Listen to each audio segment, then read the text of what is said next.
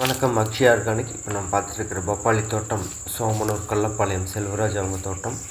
நம்ம நடவில் விதைநேர்த்தியிலேருந்து நம்ம nature Biofit ப்ராடக்ட்டை பயன்படுத்தியிருக்கிறாங்க.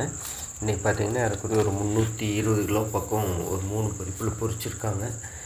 100% நம்ம என்ன மாதிரி ரெக்கமெண்ட் பண்ணுமோ சேம் அதே மாதிரி ஆல்ரெடி சொன்ன மாதிரி விதைநேர்த்தியிலிருந்து இப்போது காய் பொறிப்பு வரைக்கும் கீழே அப்ளை பண்ணுறது ஷெட்டு, என்பிகே, ஸ்டிம்ரிச், கடலை புண்ணாக்கு கரைசல், தொழு உரங்கள் முழுமையாக பயன்படுத்தியிருக்கிறாங்க. அடுத்து பார்த்திங்கன்னா இந்த வைரஸ் ஃபங்கல் ரிமூவுக்காக பார்த்திங்கன்னா ஆன்டிவைரல் ரேப்பப் ஸ்ப்ரே பண்ணியிருக்காங்க. தொடர்ந்து நுண்ணூட்டம் ஸ்ப்ரே பண்ணியிருக்கிறாங்க. இந்த இலை பழுப்பு மட்டும் அதிகமாக இருக்குது. இது பார்த்திங்கன்னா இங்கே வந்து நொய்யல் ஆற்று தண்ணி பக்கத்துலேயே இருக்கிறதுனால தண்ணி கொஞ்சம் மாசுபட்டுருக்கிறதுனால ஸ்டிம்ரிச்சு, என்பிகே ஸ்ப்ரே வழியாகவும் கொடுக்க சொல்லியிருக்கிறோம். சத்து பற்றாக்குறை பார்த்திங்கன்னா அந்த கால்சியம் பற்றாக்குறையினால் பார்த்திங்கன்னா அந்த இலை அந்த ஓரத்துலேருந்து காஞ்சிட்டு போய் பழுப்பு வருது. இதுக்கு இன்றைக்கி பார்த்துட்டு அவங்களுக்கு வந்து பொட்டாஷ் பற்றாக்குறை இருக்கிறனால பொட்டாஷ் சேர்த்து கொடுக்க சொல்லியிருக்கிறோம்.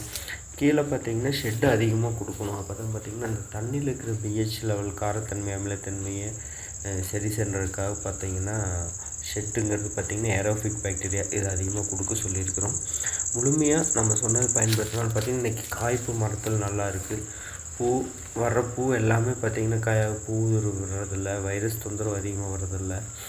அடுத்தது இப்போது நம்ம ஆல்ரெடி இதுக்கு முன்னாடி வீடியோ இது வளர்ச்சி எந்த அளவுக்கு இருந்ததுங்க வீடியோ போட்டிருக்கிறோம்.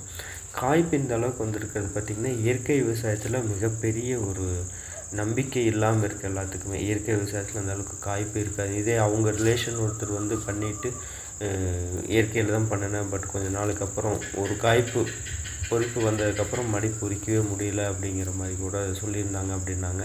பட் என் தோட்டத்தை வந்து காட்டினேன், இந்த அளவுக்கு காய்ப்பு இருக்குதுன்னு காட்டியிருக்கிறேன் அப்படின்னு சொன்னாங்க.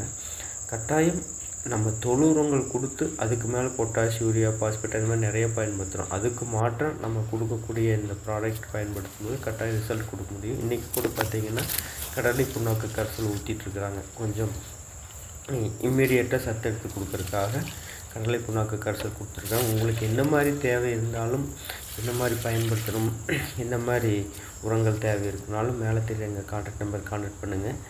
எந்த ஏரியாவிலையும் முழுமையாக இயற்கை விவசாயத்தில் 100% ரிசல்ட் எடுக்க முடியும். நம்ம சொல்கிற ஃபார்முலாவை கரெக்டாக பயன்படுத்தினாவே ரிசல்ட்டு கட்டாயம் பெரிய அளவில் நம்ம ரீச் பண்ண முடியும்.